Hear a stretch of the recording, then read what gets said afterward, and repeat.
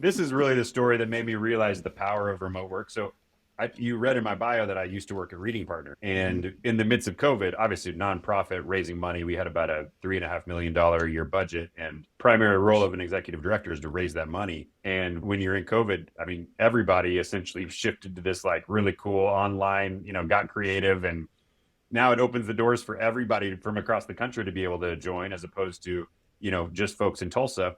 And it just so happened that my grandfather retired in Florida, and right down the road is Stephen King. And they've become friends and play tennis together and all this sort of stuff. And I just decided, why not ask, And he asked Stephen King if he would be the guest speaker on our fundraiser. Virtual, it was all pre-recorded. And lo and behold, he said yes. Great representation of your hometown. Because he gave up his time. He said, I'll do an hour interview with you via Zoom. And I chopped it up to where it looked like kids were asking him questions about where he got his inspiration to write and where he became completely morbid in the way that he writes, and all the good stuff that people want to know. And it was a beautiful thing. And I think it made me really realize, like, this is a completely different environment. The possibilities here are completely different than what we have come accustomed to.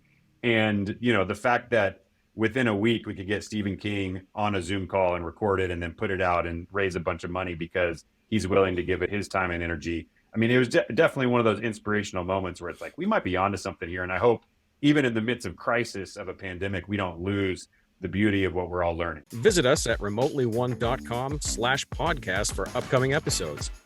Subscribe to our YouTube channel and download our episodes on your favorite podcast app.